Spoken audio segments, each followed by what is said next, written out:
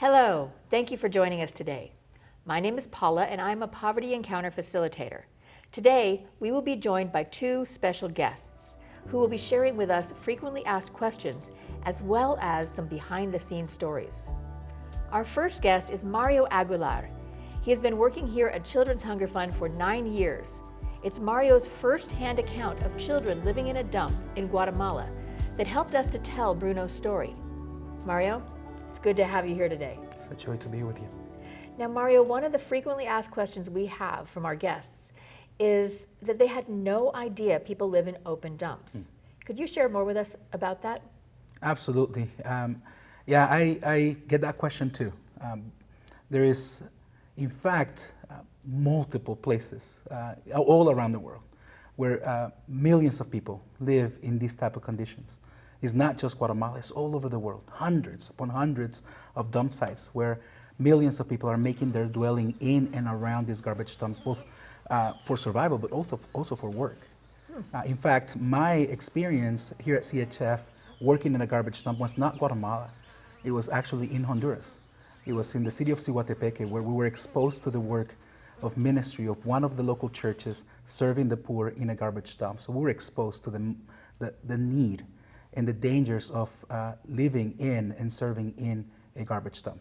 So is it legal for people to live in a dump? Here in the United States, we have regulations. We are always protecting individuals from illnesses and being exposed to dangerous places. But the fact of the matter is, even internationally, all around the world, these places are illegal for you to live in. But people have so little. They have no place to live. They have no way to provide for their families, so they work there and they live there. What's a story that you would like to share with us about that? Well, there's many. But one of the ones that always comes to my mind is how children in garbage dumps just continue to live like children.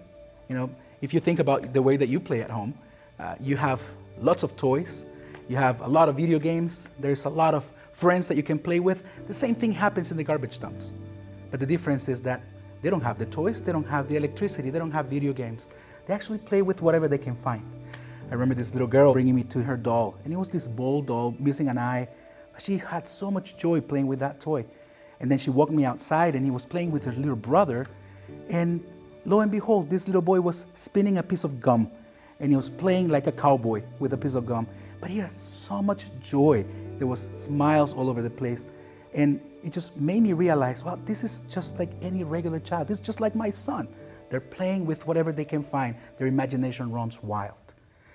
Now, another story that I remember was just how difficult life in the dump is.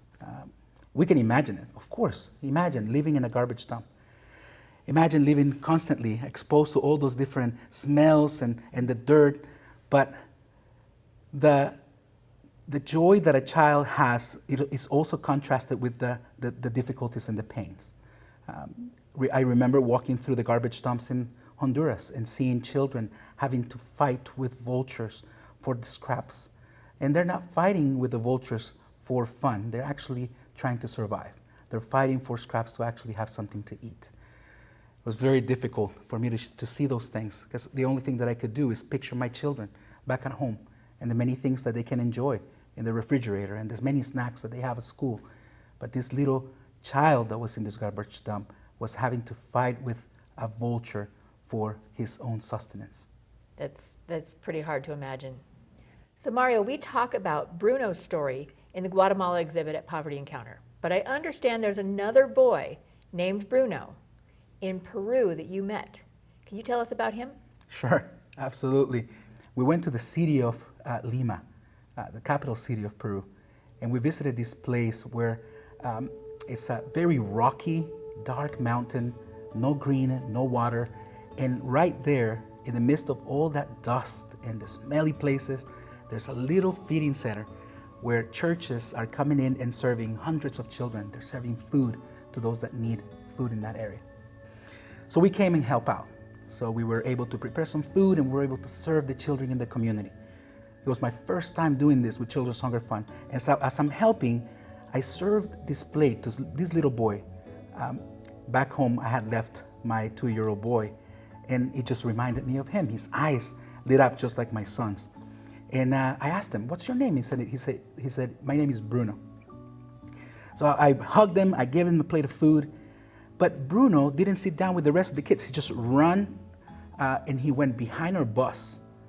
And I followed him. I left the food line and I went behind him, after him, and I found him sitting in a rock. And I got closer and he was sitting right next to this younger little girl. And Bruno was spoon feeding this girl. And I knelt down to be eye to eye with Bruno. I said, "What are you doing?" And he said, "I needed to feed my sister." So I broke down. I didn't want him to see me cry, but I broke down in tears because I was thinking, my goodness, this boy hasn't had anything to eat, but yet he has prioritized. He has seen the need of his little sister as greater than his, and he's serving his little sister. That was so impactful. And it's been 9 years that I've been with CHF, and that story never leaves my mind. Now, how does that story bring you a sense of hope? It just reminds me of what the command of Christ is, to care for those least of us. Bruno had his own needs, but he thought of others rather than himself. And it just reminds me of what the Lord calls us to do. That's a beautiful story. Thank you for sharing that with us. It's been a privilege to have you with us today. Thank you. The honor's been mine. Thank you. Our next guest is Dathan Graham. Dathan is a director and cinematographer who has filmed all over the world, but his true passion is to make videos that bring people closer to God. Dathan, it is great to have you with us today. Oh, thanks for having me. Now, Dathan, you were brought on to film the videos for Poverty Encounter. Had you ever filmed in a dump before? Yeah, that's really interesting. I have. 17 years ago, my wife and I were invited to go on a mission trip to Egypt. And one of the locations that we went to was Garbage City in Cairo. Wow, that sounds huge. It was big. There's 60,000 people that live there, and it is the main trash dump for all of Cairo. The main thing, it's very hot in Egypt, and when we opened the doors, it was just hot, heat, smell, just everything just hit you in the chest. It was very shocking to all of your senses. I could imagine. Now, how was that different from Guatemala? So the Guatemala dump was more rural. It wasn't based in a city. And so it's more stretched out and spread out. There's still a lot of trash. It still smelled really bad, the same. But the difference of the trash between Cairo and Guatemala was Cairo is more home type trash, and the dump in Guatemala was more like medical supplies and broken glass, broken light bulbs. But there's just all kinds of other trash there that you just didn't really want to step in. Since you've spent so much time with Bruno, can you tell us what he was like when the cameras were not rolling? Yeah, Bruno was a super sweet kid, and he was just like any other kid. He loved to play with his friends, but the difference is his playground was a garbage dump. That's a big difference. What about friends, family? Did he have people that he was really close to? Oh yeah, I would say that Bruno was closest with his mom. They had the sweetest bond, and whenever there was a break or anything, they would just always be hanging out together, chatting, laughing, giving little hugs, and yeah, they had a really super sweet relationship. One of the questions we get asked all the time is whether or not his story is real, or is he just a hired actor? He was not a hired actor. Bruno's story is real because the fact is Bruno does live in the dump that we filmed at.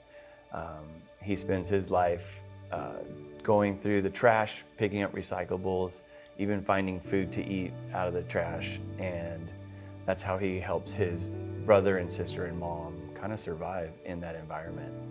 The fact that he was willing to tell us his story in front of our cameras made it super special, and I think that's why it's so impactful, because it is really his story living in that dump. So is there any other story, as we wrap this up, you'd like our viewers to know about Bruno? I think one story that really stands out was after day one of shooting, everyone was exhausted, but I didn't feel like that Bruno was feeling part of our team. It's not us and him, it's us together as a group. So the next day we decided to invite Bruno to lunch with us in our hotel. And he asked quickly, can my mom come too? And we were like, of course she can come. And then we kind of heard that our hotel wouldn't like it if the people from the dump ate at the hotel. But that wasn't going to stop us. We're going to let them have a meal with us as well. It was such a special day. It was a really special moment sharing that meal with them. And it really bonded us as a team. And now he felt like he was part of the crew. He was a participant in the bigger goal. And then fast forward to Sunday morning, which was Easter Sunday. We picked them up in our van and brought them to Easter Sunday. And his mom and our driver both accepted the Lord on Easter Sunday. And then we went out to a big meal after, and we all ate together. Oh, that must have been amazing. It was such a powerful moment in my life. It was super special. I can see how it was. Thank you so much for sharing these stories with us. It's been an honor to have you join us today. Oh, thanks for having me. I had a great time. We hope you enjoyed learning about Bruno, whose story is featured in the Guatemala exhibit at Poverty Encounter. If you have not yet visited our Los Angeles, California location, we hope to see you soon. Groups and families can also schedule virtual tours, so head over to the website and check that out. Don't forget to download the activity associated with this video. Our next stop will be in Nepal, located in South Asia. See you next time on the Poverty Encounter online series.